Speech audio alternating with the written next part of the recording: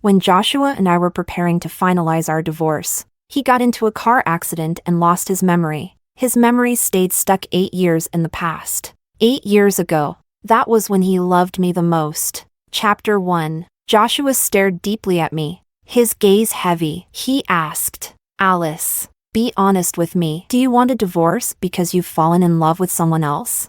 I sighed tiredly and remained silent under his questioning. He had forgotten. The one who had been desperately trying to get a divorce wasn't me. The one who had fallen in love with someone else wasn't me. It was him. But Joshua couldn't believe he would ever fall for someone else. He sat on the hospital bed, looking at me as if he had just heard some ridiculous, absurd joke. His gaze shifted from Eric beside me back to me. Then he let out a cold laugh and asked, "Are you two conspiring to deceive me?"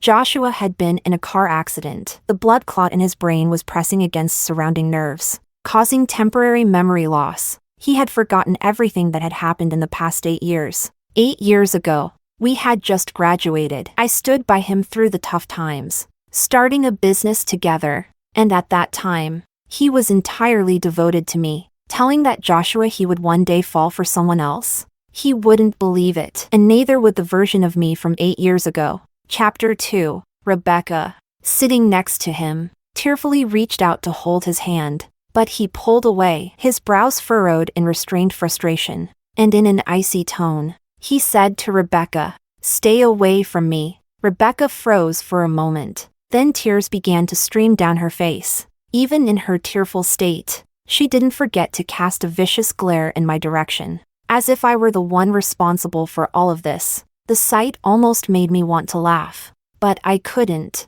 Besides, Joshua and I really had nothing left to say to each other. I stood far from his hospital bed, my expression indifferent as I said coldly, "The divorce papers were drafted under your instruction by your legal team. Your lead lawyer meticulously reviewed every word before presenting them to you." I sighed. "After you're discharged, you can ask those around you if I've lied to you." Joshua looked up at me, his gaze fixed, as if my cold attitude had wounded him. For the first time, I saw confusion, hesitation, and even a plea in his expression. 4 years, Joshua had been confident and certain about everything, never wavering. Such vulnerability in his eyes was something I hadn't seen in a long time. But my heart had long grown cold. No matter how lost and confused he was, it could no longer move me. After a brief pause, I turned and walked away. Chapter 3. It was a month ago when Joshua had his car accident. He probably regained consciousness just a few days ago,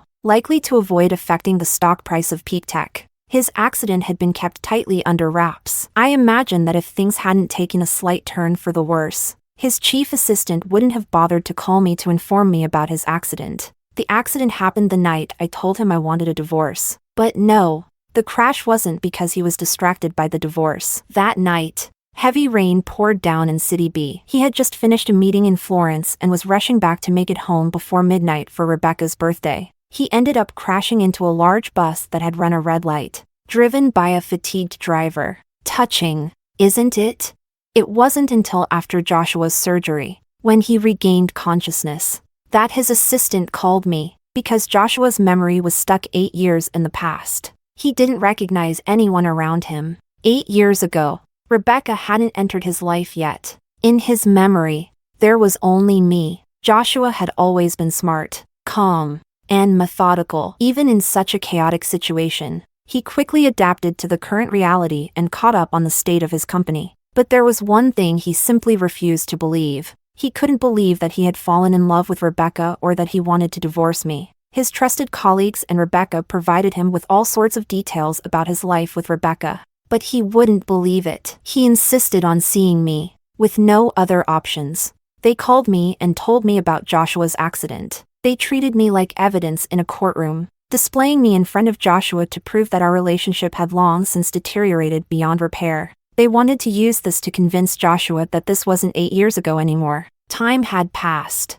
and it was now 8 years later. During those 8 forgotten years, there had been no mutual affection between us, only mutual resentment. Whether or not he believed or accepted it was up to him. Chapter 4. The next time I saw Joshua was half a month later. He must have snuck out of the hospital, still wearing the blue-striped hospital gown, with bandages wrapped around his head, sitting haphazardly at the doorstep of my house. I hadn't seen him look so disheveled in 5 or 6 years. He was a city's rising star, always impeccably dressed in tailored suits, with trousers pressed to sharp perfection. His handsome face had grown more unreadable, and as his status rose, the sharp edges of his personality had learned to soften, becoming deep and composed. Wherever he went, people would politely greet him with, "Good day, Mr. Sue." Seeing him in such a state reminded me of the last time, probably right after graduation. He heard my footsteps and abruptly looked up. At that moment, I had just picked up Sam from school. His gaze shifted from me to Sam beside me, and something flickered in his expression. His eyes focused. He had always been quick-witted and adaptable, even with 8 years of memory missing.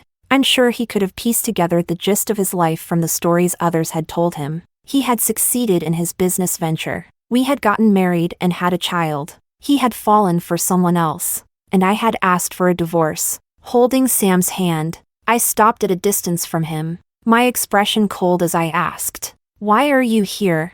He seemed to hold back for a moment, then asked, "Is he our child?" Sam wasn't very close to him, standing quietly and distantly by my side. Sam looked at Joshua, then turned his gaze to me and softly called out, "Mom." I patted his head. "Go inside and start your homework." Sam glanced at me, then at Joshua. Before giving a soft nod, he slung his backpack over his shoulder and went inside. Chapter 5. Joshua watched him until he disappeared into the house before turning back to me. His brows, tightly furrowed, hadn't relaxed the entire time. He asked, clearly confused, "I don't understand, Alice. Since college, my dream has always been to marry you and have a child. Now that dream has come true." But he trailed off. I knew what he didn't say, why the reality of 8 years later was so different from the vision he once had. He had gotten his wish and married me, but now I was completely indifferent to him, and even our child was distant from him. He tried hard to think and recall, but the blood clot pressing on his brain wouldn't let him. He furrowed his brows deeply, likely feeling the pain in his head flare up again. He raised his hand to rub his temples forcefully, then looked up at me, his eyes filled with sorrow, like a stray dog abandoned on the street. Genuinely bewildered, in a voice filled with pain, he asked, "Alice, I truly don't understand. How did we end up like this?" I looked over the divorce papers. Everyone says I personally instructed them to draft them, and each clause is harsh and heartless. I don't understand. Why would I want to divorce you? Why indeed? Because 8 years ago, Joshua's greatest dream was to marry me. But 8 years later, his greatest dream was to convince me to divorce him, so he could marry Rebecca and give her the title she deserved. Chapter 6. Joshua and I had a story that was all too common. We fell in love in college. He was the president of the student council and was selected to star in a campus promotional video focused on the theme of self-love, self-respect, and self-reliance. In one chapter, he played the role of a scumbag who deceived a girl. At that time, I happened to walk by the filming location, unaware they were shooting a video. I saw a girl clinging desperately to his arm, crying and begging, "I'm pregnant. Don't leave me, please." Joshua frowned and said, "Go to the hospital and get rid of it. Stop bothering me." I was so furious I marched right up to him and smeared the half-eaten ice cream in my hand all over his face. Then grabbed the girl's hand and righteously declared, "Girl, a guy like this is not worth it." The girl stopped crying, staring at me in stunned silence. Joshua wiped the ice cream off his face and, with an amused smile, turned to the equally shocked students hiding behind the trees with their cameras and said, "Yes, that's exactly the value we want to convey in the self-love chapter." I blushed furiously and apologized repeatedly, but Joshua, showing no hard feelings, waved it off as nothing. Later, I treated him to a meal to apologize, and after that, we got together. Joshua was an excellent boyfriend. We had many sweet memories together. Of course, we also fought, but every time, he was the first to apologize. There was one time, during our sophomore year, when we went hiking. For some reason, we had an argument, and Joshua, infuriated, stormed ahead, likely to avoid getting more emotional and escalating the fight. I tried to keep up, but I couldn't catch him. And soon, he was out of sight. But after climbing just a few hundred steps, I saw him standing by a crooked tree, clearly trying to suppress his anger, waiting for me. He didn't give me an easy out, struggling to keep his temper in check. He said, "Just so we're clear, I haven't cooled down yet. I'm only waiting because I didn't want you to fall behind." After graduation, many couples didn't survive the infamous breakup curse, but Joshua held my hand firmly and said we would definitely get married. After graduation, my parents had secured a great job for me back home, and I had a strong academic background, but I chose to stay with Joshua. In the early days of his startup, money was tight. We lived in a basement apartment that never saw the light of day, sharing a single plate of fried noodles between the two of us. He would always push the few slivers of meat and greens in the noodles onto my plate. He told me he wouldn't let me suffer forever. And he didn't. Things eventually started looking up.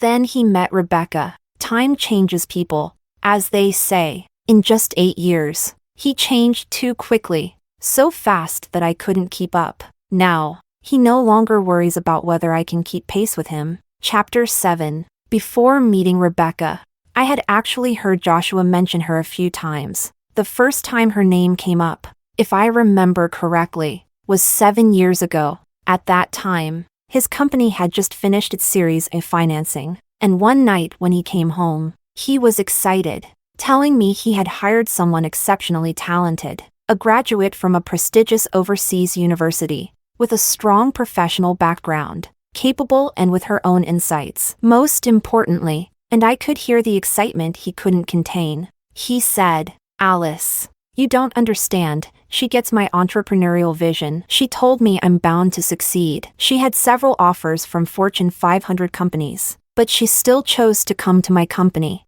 At that moment, he seemed genuinely happy. He said, "She's going to be my right-hand assistant." I just smiled and watched him silently, saying nothing. I think he must have forgotten that when he first started his business, and everyone called him a fraud, I was the one by his side, cheering him on. I believed in his success, even when he doubted himself sometimes. I never once wavered in my belief in him. I never imagined that from that moment on, Rebecca's name would become a constant presence in our lives, turning into a nightmare I would dare not even dream about. Chapter 8. The first time I came face to face with Rebecca was also 7 years ago. Back when Joshua's Peak Tech hadn't yet moved into its own building, there were just over a dozen people crammed into a small office in the tech park. One evening, when it was pouring rain, I went to pick up Joshua after work.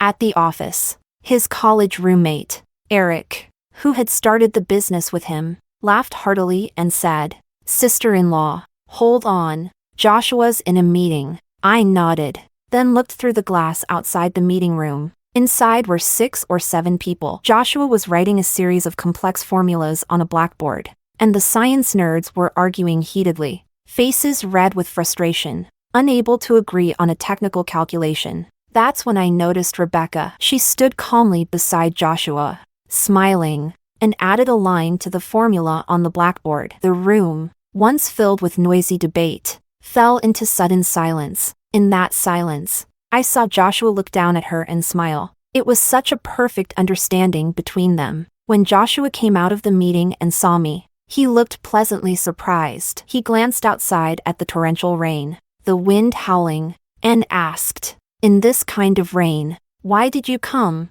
I didn't answer. My gaze slipped past his shoulder and landed on Rebecca. She stood there, her lips curled into a soft smile, calm and poised under my scrutiny, while subtly observing me as well. I think it's an instinct only women understand. Her presence was intrusive, blatantly so. I smiled back at her and said softly, "Hello, I'm Alice, Joshua's girlfriend." She smiled too and said, "I'm Rebecca, Joshua's assistant." Our first confrontation was wordless. Joshua, standing next to me, was completely oblivious, concerned only about me braving the rain to pick him up. He looked down at me with tenderness and asked what I wanted for dinner. In that silent exchange, I had one. Chapter 9. Of course, looking back now, all of that seems meaningless. Over the years, in my battles with Rebecca, I've had victories and defeats. By now, It's hard to say who truly won or lost. After thinking it through,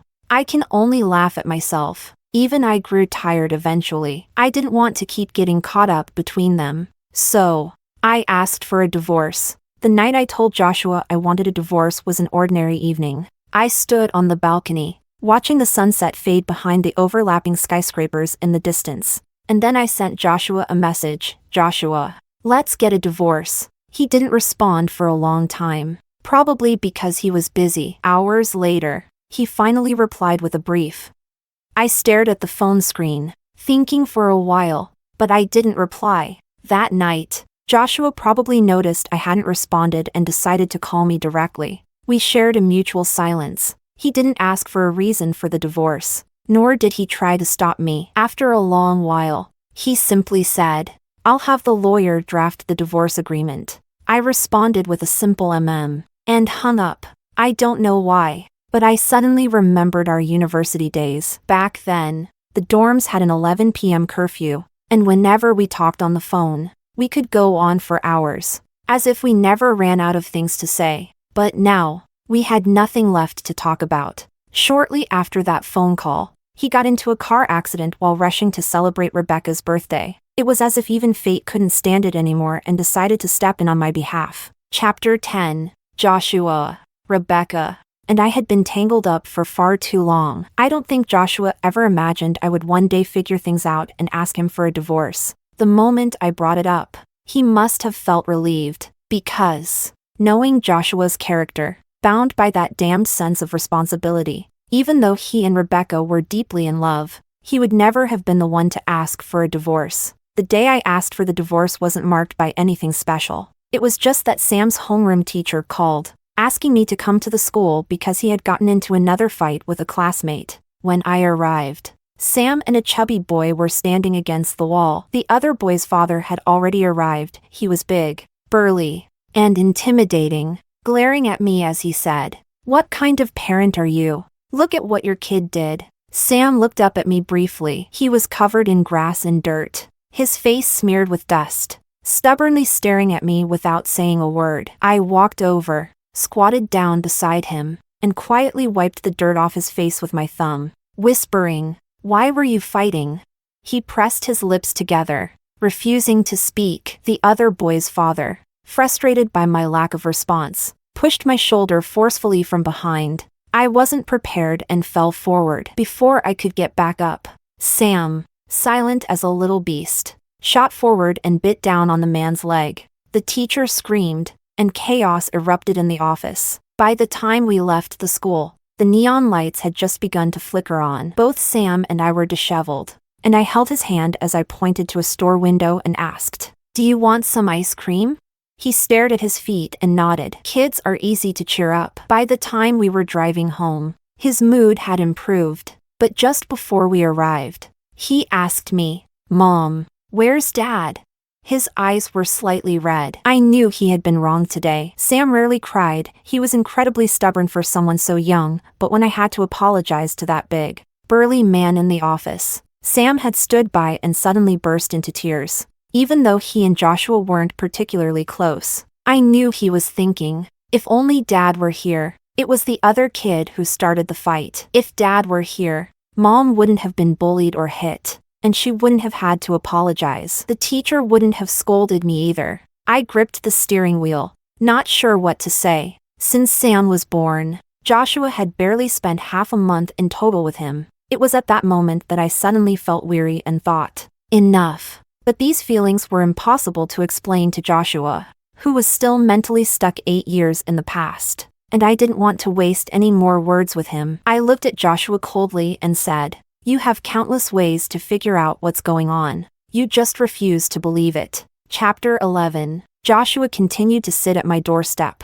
The early autumn weather had grown chilly, and he had not yet fully recovered from his illness. He was much thinner, stubbornly sitting there in his thin hospital gown without moving. I glanced at him through the window, finding it somewhat amusing, because countless times when I wanted to see him, I could only wait like this outside his secretary's office. Eventually, his secretary would come over with a strained smile and ask me to leave. "Mrs. Sue, the boss is busy, and you didn't make an appointment." After that, whenever I needed to see him, I had to call his secretary to schedule an appointment and find a time when he was available. And after a while, I just stopped trying altogether. I turned my gaze away, letting him sit out there in the cold. Later, after helping Sam with his homework, I looked up and saw that Joshua had collapsed on the steps. He had probably passed out. I thought for a moment and called his assistant. The assistant quickly arrived with an ambulance. After they left,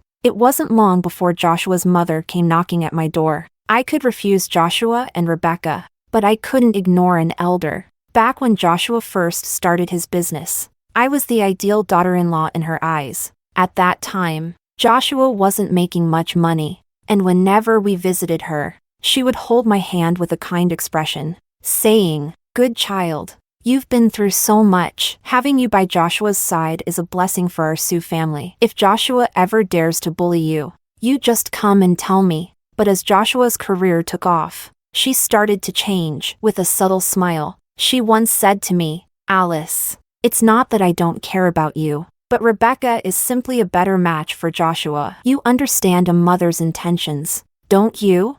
Rebecca had a better family background, education, and appearance. A bird seeks the best tree to perch on, as they say. I couldn't fault Sue's mother for her coldness, but it also meant I couldn't sit and have tea with her without any resentment. She wasn't comfortable either. After a few pleasantries, she got straight to the point. "Alice, you're a good child, and I know you and Joshua are in the middle of a divorce, but you also know Joshua's current condition. To be honest, if it weren't necessary, I wouldn't trouble you. But Joshua only recognizes you right now. He fainted again, and the doctor says he mustn't be stressed. It's better for his recovery if we go along with his wishes. I hope after he's discharged, you can take care of him a bit more. His memory loss isn't permanent. Once he regains his memories from the past 8 years, everything will be fine." Her request was perfectly polite, but it would have been more effective without the final veiled threat, you know. "Originally, we weren't planning to fight you for custody of Sam after the divorce. Of course, they hadn't planned on fighting me for custody. She was just waiting for Rebecca to give her a grandson with better genes. Now, her words made it clear that they would use Sam's custody to pressure me into compliance. I gritted my teeth, but the only thing I'd learned over the years was that, no matter what I faced, I had to keep smiling. So, I smiled faintly and said, "I'll take good care of Joshua." Chapter 12. The day Joshua was discharged from the hospital, I went to pick him up. Rebecca stood outside the room, her eyes red and swollen, because Joshua had grown impatient with her presence, refusing to let her near. Having lost the memories forged over time, Joshua, with the moral values he held 8 years ago, despised the version of himself who had strayed and fallen for someone else. He couldn't understand how he had become such a scumbag. So, he loathed Rebecca. Rebecca glanced at me with tear-filled eyes and gave me a sharp glare, then warned me, "Alice, don't get too comfortable. He's only forgotten me for now. He'll remember eventually." I glanced at her indifferently and said nothing. I had never felt any sense of triumph, only a burden. When I pushed open the door, Joshua was sitting on the hospital bed, giving instructions to his assistant. His expression remained cold and distant while handling business matters, a look I had become all too familiar with over the past few years. He heard the door and looked up. When he saw me, a faint smile began to creep into his usually cold eyes, but my distant demeanor must have put him off, because the smile faded from his lips. He looked somewhat disappointed. It made sense. In his memory, this was the time when I had been cheerfully by his side, enduring hardship with him in the basement apartment. Back then, he'd even pushed the tiny portions of vegetables and meat from our fried noodles onto my plate. We faced the difficulties together, and I was his strongest support. The current reality, with such a stark contrast, must have been hard for him to accept. Forcing himself to muster some energy, he smiled again. The formidable Mr. Sioux of Peak Tech spoke in a tone that could almost be described as ingratiating. "Alice, you came to pick me up." I didn't respond. I knew he was trying to play the emotional card. On the way home, with his assistant driving us, Joshua kept trying to find something to talk about. He said, "Alice, it seems like every time I'm at my lowest, you're the one who picks me up.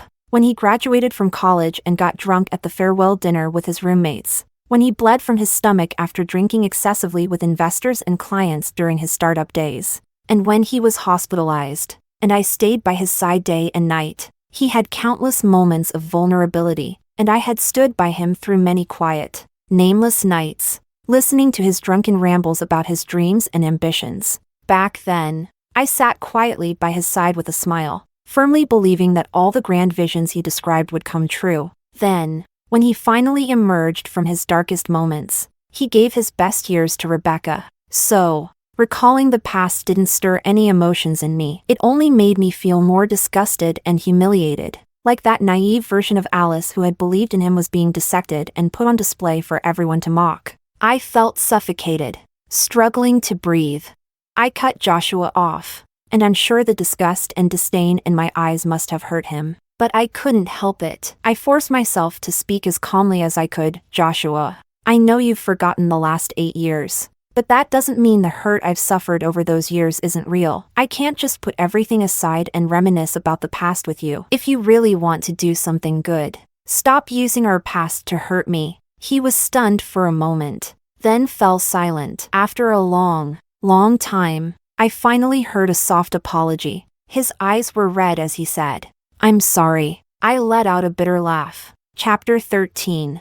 I agreed to take care of Joshua solely because of Sam's custody. The doctor said that Joshua shouldn't be provoked, so I treated him like he wasn't even there. When we got home, Sam was working on his homework. I dumped Joshua in the living room and went to the kitchen. When I came out, I saw Joshua standing awkwardly behind Sam, probably trying to see if he could help with the homework to close the distance between them. But Sam had always done well in school, never needing my help. So Joshua looked at the homework for a while before smiling awkwardly and saying, "This kid is really smart." After saying that, he raised his hand to pat Sam on the head. Sam, however, tilted his head slightly to avoid the touch, then silently looked up at Joshua before running over to me, asking, "Mom, is there anything I can help with?" I glanced back, seeing Joshua's hand frozen in midair. After a long pause, his fingers curled slightly as he lowered his hand, looking strangely dejected.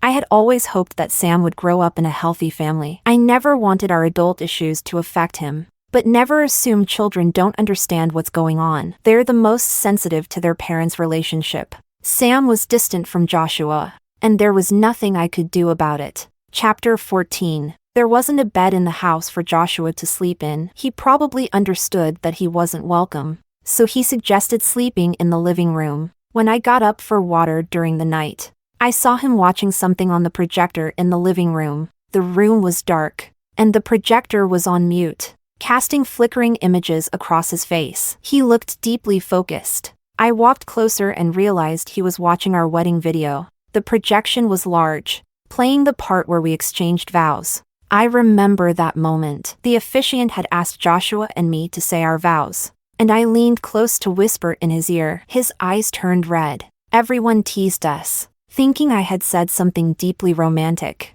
but only the two of us knew what I had really said. "Joshua, we'll be stuck in this marriage. You've wronged me, and I will never let you off the hook. You'll never be able to walk away and be with Rebecca openly and rightfully. I want the two of you to always remain in the shadows, like rats scurrying through the dark, always stealing moments in places where light never touches." It's such a shame. Joshua and I had been together since sophomore year. While I always talk about my sacrifices, love is a mutual effort. It only works when both sides are giving. Joshua was patient and accommodating. He would wait downstairs while I slowly did my makeup. He'd buy me breakfast every morning. He would always fulfill my wishes. I remember one year, my parents were fighting and nearly divorced over New Year's, and I cried to him over WeChat. The next day, he crossed half the country to appear in front of me, telling me not to cry. In our final year, I had a sudden appendicitis. He was busy with his thesis,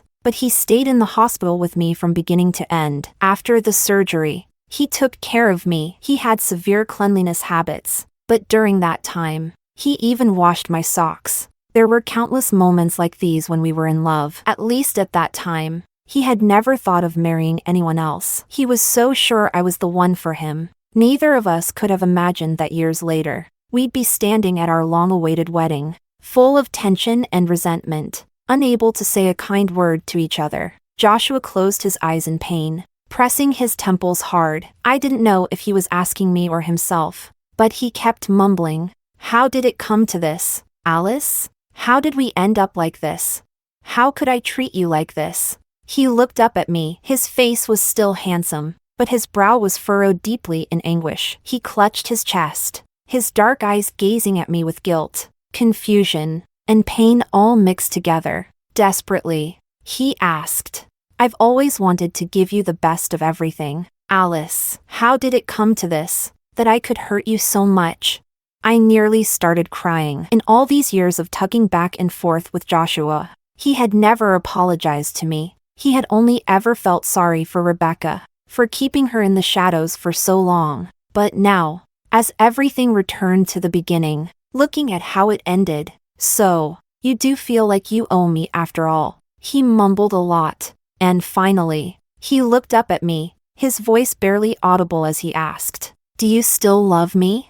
I could only watch his pain with cold detachment. Of course, I didn't love him anymore. This wasn't just me trying to be strong. If you had lived through the 8 years I had, you'd understand the mix of resentment and release I feel. Chapter 15. I don't know when the catalyst for Joshua and Rebecca's relationship began. They worked in the same company, shared the same vision, and spent so much time together. It seemed inevitable that they would start to fall for each other. But regardless of how things turned out, at the beginning, I believe Joshua struggled to resist his feelings for her. If we go back 6 years, the clearest evidence was that he started to zone out at home occasionally. One night, his phone buzzed for a long time, and he didn't answer. He just stared at it, lost in thought. I came out of the study, confused, and asked, Aren't you going to answer? He snapped out of it, looked at me, and then, as if it were difficult, he answered in front of me. I don't know what the person on the other end said, but he responded coldly, Sorry, I don't have time. We'll talk about work tomorrow. After hanging up, I asked who it was, and he said it was Rebecca, who had found a technical issue at the company and wanted to discuss it with him. I looked at him steadily. Between adults, there's often an unspoken understanding. Some things don't need to be said aloud. The intentions behind her call were obvious, and I'm sure Joshua felt them, too. But at the time, I believed that Joshua would handle it well. Maybe he admired Rebecca, and maybe he even thought to himself, if only I were single. But I knew that even if he had a faint admiration or attraction toward her, he wouldn't betray me. We had been together for too long. Sure enough, that night, when we went to bed, he pulled me tightly into his arms from behind and said,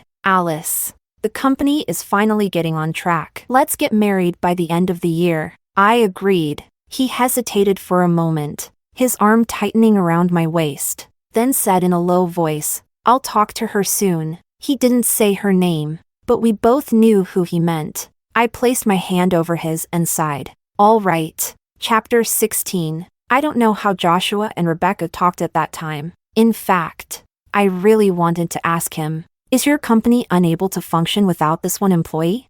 But he was negotiating a new round of financing at the time, and any personnel changes might have had a negative impact. Besides, Rebecca was a key figure in the project. After thinking it over, I decided to hold my tongue. I had always been understanding, putting myself in his shoes to think about his difficulties. I never imagined that after he and his team went to City B to meet with the investors, everything would change when he came back. I was supposed to go with him at that time, but just before we were about to leave, Joshua's mother got into a car accident. She broke multiple bones, with the most serious injury being 2 broken ribs that required surgery. Joshua came from a single-parent household, and with his mother severely injured and bedridden, unable to care for herself after surgery, someone needed to take care of her. Hiring a nurse wouldn't have given him full peace of mind. To let him focus on the negotiations, I stayed behind in City A to care for his mother. He led the team in City B for 2 weeks,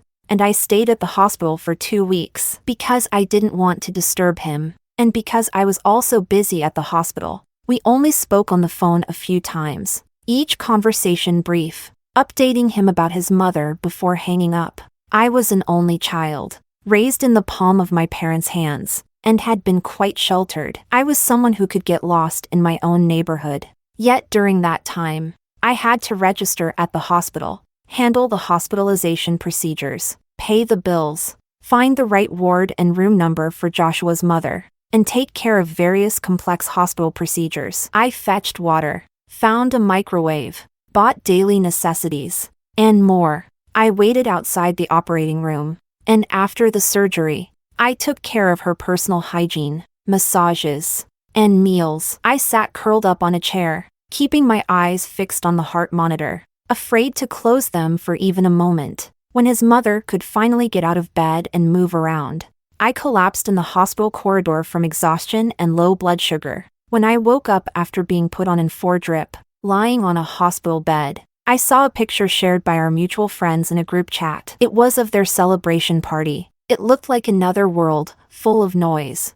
laughter, and joy. They raised their glasses in celebration. In the photo, Rebecca sat next to Joshua, laughing so hard she fell against him. Joshua turned his head to look at her, a smile on his face, one of genuine happiness. His other hand hovered protectively behind her, as if he was afraid she might laugh too hard and accidentally fall. It was a half embrace, a protective gesture. Chapter 17. I don't know what happened between them in those 2 weeks in City B, but it's not hard to guess the fertile ground where love might have sprouted, working side by side, sharing the same goals, their professional synergy, and enduring the challenges of negotiating with investors together. Maybe it was during late-night work sessions while discussing proposals. Or maybe it was the daily coffee they shared in sync. Perhaps it was the ambiguous atmosphere of their midnight snacks, or the confidence Rebecca exuded when talking about technical algorithms. All these moments combined to give Joshua reasons to fall for her,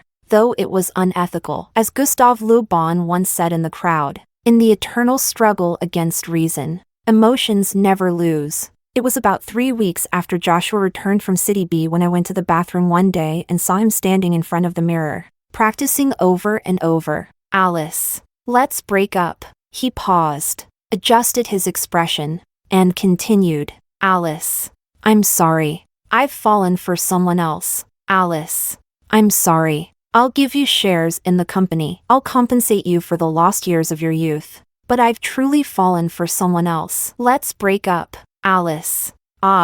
He must have found it ridiculous himself. After repeating the lines a few times, he suddenly punched the mirror. Then I heard him mutter, Joshua, you're insane. I tiptoed away, and then I saw a message from Rebecca to Joshua. She asked, when will you tell her the truth? The longer you drag it out, the worse it is for everyone. During that time, I thought about many things. Of course, I didn't make a scene. Joshua never actually said those breakup lines to me, but even though he didn't, his mother came to talk to me first. By then, Summit Technology had secured billions in its Series B financing. Her tone towards me had changed. It was condescending, as if I was no longer worthy of her son. I don't know if you can understand my anger at that moment. I wasn't lacking in any way. Joshua and I attended the same university, just with different majors. I had supported him all the way, and I had cared for his mother as if she were my own during her hospital stay.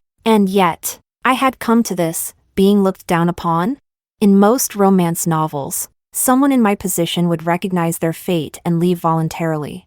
But I was young then, reckless in my actions, unwilling to accept the disdain of others, betrayed by a lover after years of devotion. At that moment, I was filled with anger and frustration, and I had only one thought: if I wasn't happy, then neither would anyone else be. Chapter 18. That night, when Joshua came home, I sat quietly on the sofa, looked up at him, and said just one thing. Joshua, I'm pregnant. Didn't you want to break up with me? Didn't your mother want a better daughter-in-law? I wasn't going to let them have their way. Joshua would never let me get rid of the child. Sure enough, he was stunned. After a long moment, he forced a smile, pretending to be pleasantly surprised. Really? I turned my eyes away. I don't know if anyone ever told him he was a terrible actor, but I didn't want to expose him. That's how we got married. Chapter 19. before the wedding, Rebecca called him, and I was the one who answered. As soon as I picked up, I heard her crying, her sobs clear through the phone. She was crying hysterically, and I believe anyone who heard would feel some pity. She said, "Joshua, in the end, you still chose her." She cried for a long time, and finally, I quietly asked from my side of the phone, "Have you cried enough? Joshua is writing the wedding invitations. Should he send you one?" Her sobs stopped abruptly, and then she hung up.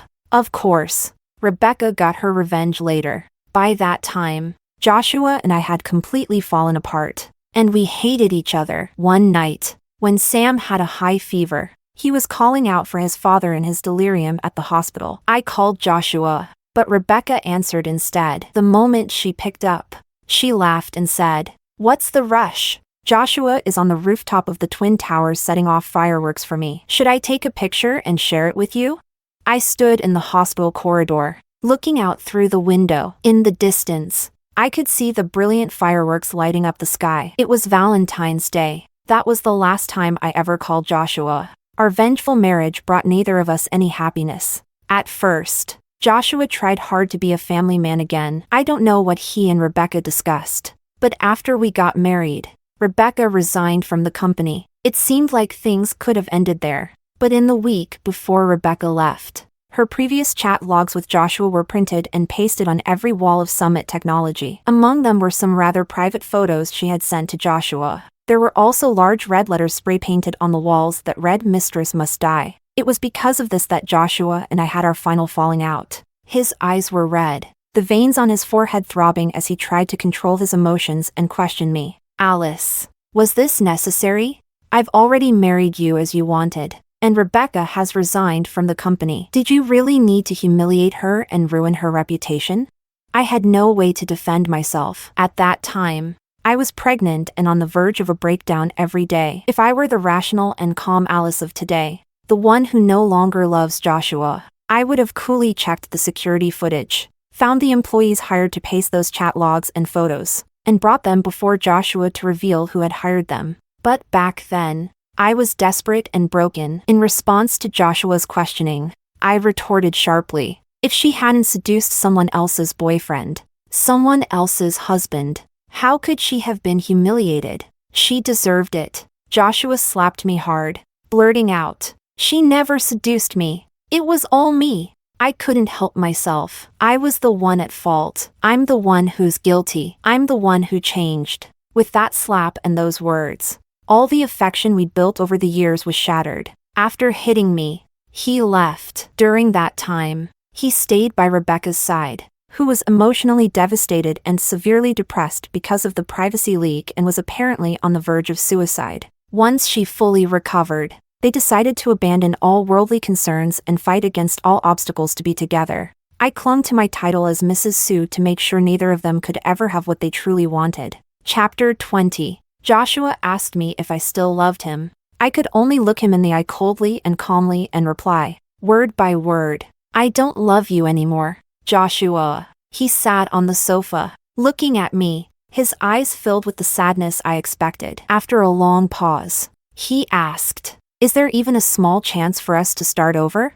I laughed, a bitter, mocking laugh, and looked at him. "Joshua, you're only saying this because you've lost your memory. If you remembered the past 8 years, you wouldn't even want to sit quietly and have this conversation with me." The weight of it all crushed him, and he was so overwhelmed by pain that his face showed no emotion. His face was hidden in the shadows, and after what felt like an eternity, he spoke in a hoarse voice, "I don't believe it, Alice. I don't believe I could stop loving you. I don't believe I could hurt you like that." My heart had long turned to stone, and his words stirred no emotion in me. I replied, "When you remember, you'll owe Rebecca an apology for saying that." Chapter 21. Joshua began awkwardly trying to fit into life 8 years later. He started by trying to win over Sam. I don't know how he managed to set aside his company work, but when I opened my eyes that morning, he had already prepared breakfast. The table was full, with both Western and Chinese options. Very nutritious. He stood by the table, his tall figure looking strangely nervous as he watched me and Sam. I wasn't sure what Sam likes, So I made a little bit of everything. Sam glanced at the breakfast on the table with his wet, round eyes, then looked up at Joshua, then back at me. He said nothing, walked over to the fridge, took out the sandwich I had made for him the night before, and sat down to eat. He didn't touch a single bite of the breakfast Joshua had prepared. Joshua lowered his head, his expression one of deep sadness. I heard him sigh softly. I turned away, pretending I hadn't seen it. That evening, I was late picking up Sam due to a last-minute meeting. When I rushed to the kindergarten, I found that Joshua had already arrived. He stood waiting at the school gate, tall and imposing. Although he had forgotten the last few years, out of habit, he still carried an air of quiet authority, making him stand out in the crowd. Sam, carrying his backpack, was coming out of the school. The traffic at the school gate was chaotic, and although vehicles were not supposed to be allowed, a white car somehow managed to get in, knocking Sam to the ground. Before I could run over, I saw Joshua stride across the street in 2 long steps. He crouched down to check Sam's injuries, asking, "Where does it hurt? Let Daddy take a look." Sam silently watched him as Joshua rolled up his pant leg. Thankfully, it was just a minor scrape. The driver of the white car began cursing, blaming Sam for not looking where he was going. By the time I reached them, Joshua had already stopped the car, holding Sam in his arms. He glared at the driver with a look as sharp as a blade, cold and cutting like icicles in winter. "Get out and apologize," he said. The driver, a burly man, shrank back under Joshua's gaze, muttering an apology. I saw Joshua take a glance at the car's license plate. Back at home, Joshua had his assistant bring over a first aid kit. He knelt down in front of Sam, cradled his leg in his lap, and personally applied antiseptic to the scrape. That night, Sam came to my room, clutching his pillow. He asked, "Mommy, can I sleep with you tonight?" I opened my arms to hug him. He buried his head against me like a small animal, his voice muffled as he asked, "Mommy, is he being so nice to us because he forgot about that woman?"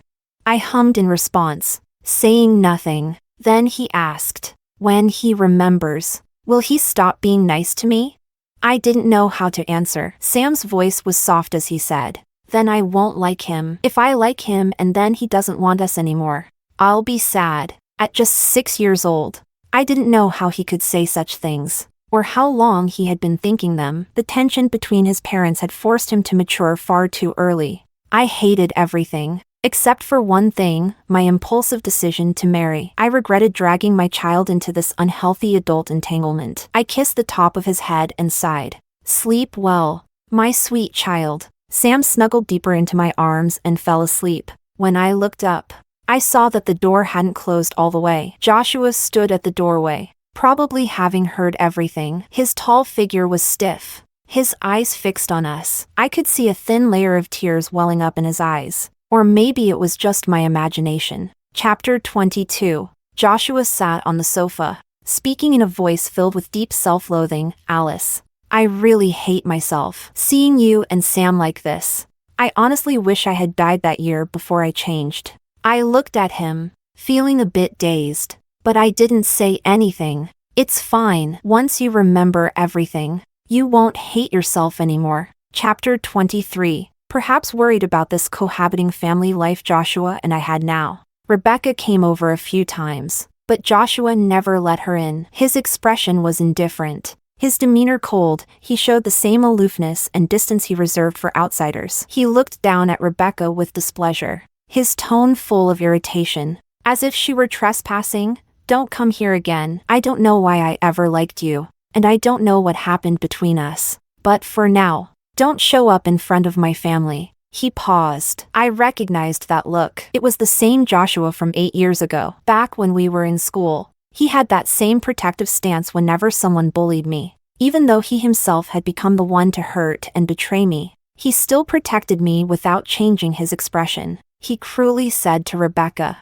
"You knew I had a girlfriend and a family, and yet you still pursued me. I don't know what I saw in you, but I must say, my intelligence and taste were clearly lacking, and frankly, both you and the future version of myself are incredibly foolish." Rebecca's face flushed red, and she started crying in a choked voice. Joshua stood there unmoved, coldly watching her. After that, Rebecca never came back. Sometimes, I would wonder if Joshua remained like this. Would I be willing to forgive and start over with him? I thought long and hard, and the answer was no, because the betrayal of the past 8 years had cut too deep, exhausting all the love I once had for him. Even when he resembled the man he was 8 years ago, all I felt was sighing regret. How had time turned us into this? It was as if, on the road of life, we had started at two diverging paths, met, and walked side by side for a while, only to eventually split and walk further and further apart on our own separate roads. This accident only allowed us to briefly cross paths again, but the wounds between us, even if hidden, were still there. My heart had grown old and weary, no longer stirred by anything. Besides, Joshua wouldn't remain like this forever. He wouldn't stay like this forever. Chapter 24. Joshua's second surgery was 4 months later. In my youth, I had seen many melodramatic romantic dramas where the hero or heroine regains their memory after another car accident. But Joshua's memory returned when they removed a blood clot from his brain that had been pressing on his nerves. Before the surgery, he had asked for my opinion. He said, "Alice, I don't want to have this surgery." I quietly looked at him and said, "Memory loss isn't an excuse to avoid responsibility. Joshua, you may have forgotten, but none of us have. Every path was your choice, and you must be accountable for your decisions." He raised his hand to cover his eyes. "But I don't want to face another version of myself." It wasn't up to him to choose. His assistant came to take him to the hospital. As the car drove away, Sam stood by the window watching. He was so mature for his age that it broke my heart. Only after the car was out of sight did he turn and ask, "Mom, will he come back?" I smiled but said nothing. Whether the surgery went well or not didn't concern me. My life, without his intrusion, had finally returned to its peaceful state. Sam and I lived our routine, as if Joshua had never been a part of it. It wasn't until about 4 or 5 months later that I saw him again. He came to deliver the divorce papers. It was late autumn then. He stood under the plane tree in front of my house, wearing a black coat. I don't know if it was due to the surgery or something else, but he looked terribly thin, almost gaunt, with no color in his face. He silently watched me approach, then handed me the divorce papers. In just a few months, he looked as though he had aged several years. His voice was soft and quiet as he said, "Before coming here, I thought a lot about it. The legal team asked me several times if I really wanted to proceed with the divorce. I hesitated for a week, but in the end, I had them draft it. I imagine that seeing me makes you sick to your stomach by now. Letting you go is the last thing I can do for you." I opened the agreement and skimmed through it. Most of our marital assets were split evenly, and he even gave me half of his shares in Summit Technology. In addition, Sam was given many extra provisions. The division of assets in this divorce agreement was extremely generous, a massive sacrifice on his part. I wondered how his mother and Rebecca could have agreed to this, or perhaps they didn't know at all. I put away the divorce papers and looked at Joshua. He wasn't looking at me, his eyes fixed on the distance, his expression unreadable. He said, "When I woke up after the surgery, those first 2 days were excruciating. Alice, I couldn't understand how we ended up like this." He didn't finish, but I understood.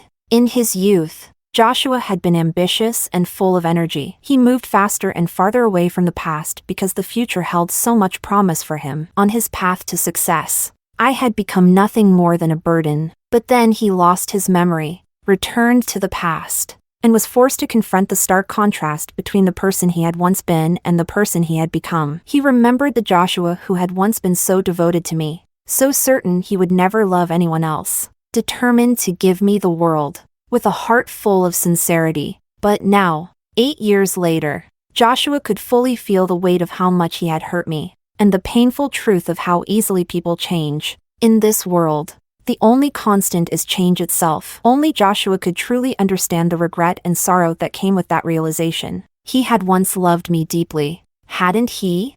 But looking at this divorce agreement, I realized that after 8 years, he was finally acknowledging everything in his own way. He was apologizing for the hurt and betrayal he had caused me. The knot of resentment that had been lodged in my heart finally began to unravel. Chapter 25. Joshua had become quieter and more withdrawn. As his business grew larger, so did his sharpness, but now that sharpness seemed to have rusted, leaving him enveloped in a sense of bleakness. There was a certain air of defeat, as if he had given up on himself. He smiled at me and asked, "Can I come by and see Sam regularly from now on?"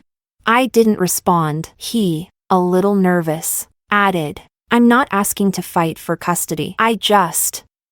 He paused and then laughed bitterly. "I just want to fulfill my responsibilities as a father." I nodded slightly and agreed. We sat in silence for a long time. I had nothing to say to him, and he didn't know what to say. From young lovers to strangers, our relationship had deteriorated beyond repair. Finally, he nodded at me, as if afraid to linger too long for fear of seeing the disgust in my eyes again. "I'll go now." Just before leaving, he suddenly turned back and asked, "Alice, is there anything you need me to do?"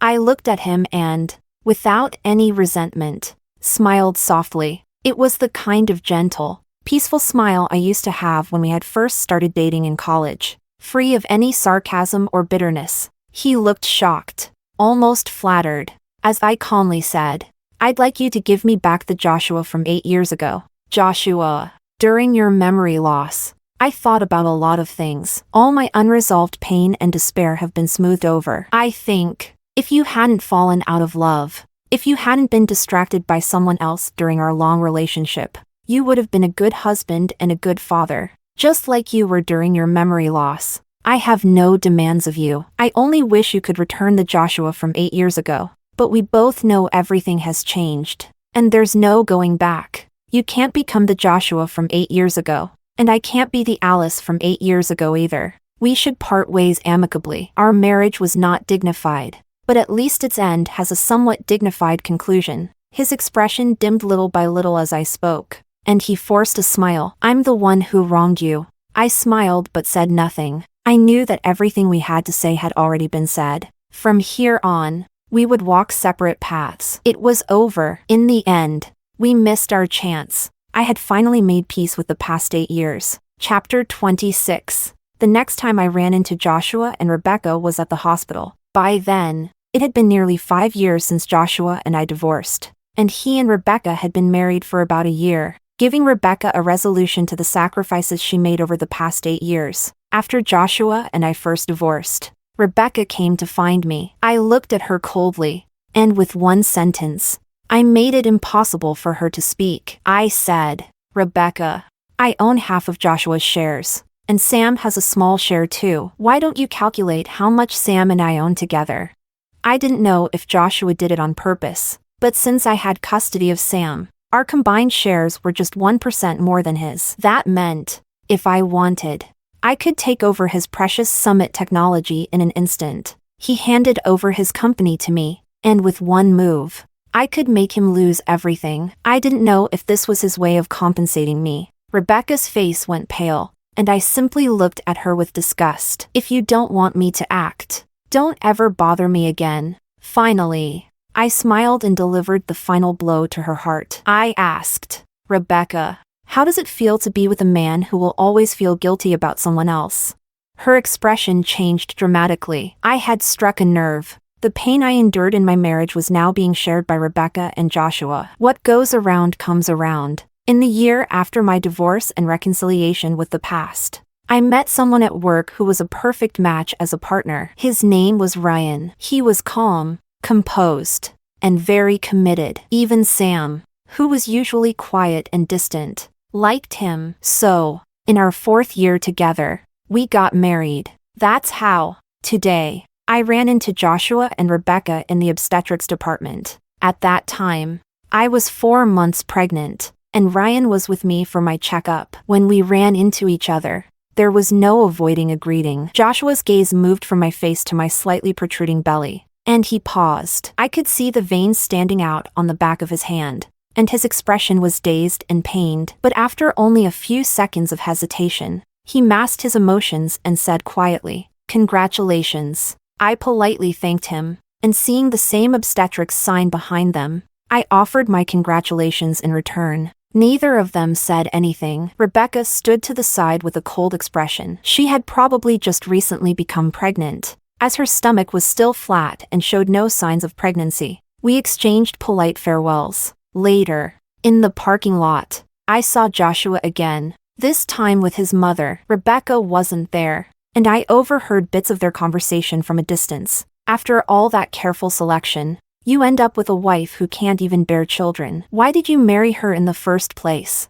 I've told you before, the daughter of the Sioux family likes you. She's a proper lady, comes from a wealthy family, and she's younger and healthier than Rebecca. If you ask me, why bother taking Rebecca to the hospital? Why try to treat her? You might as well divorce her and marry someone else. For the first time, I felt a strange sense of sympathy for Rebecca. In the end, I heard Joshua's voice, full of exhaustion, almost pleading as he said, "Mom, please." Joshua's mother fell silent after that. I didn't listen any further. Ryan gently helped me into the car. Ever since I got pregnant, he had been treating me like a fragile porcelain doll, caring for me with the utmost caution. I couldn't help but smile at his fussing, but I let him be. Once in the car, he started driving, chatting away in my ear. "What do you feel like eating tonight? I saw you really enjoyed the fish yesterday. Do you want it again today?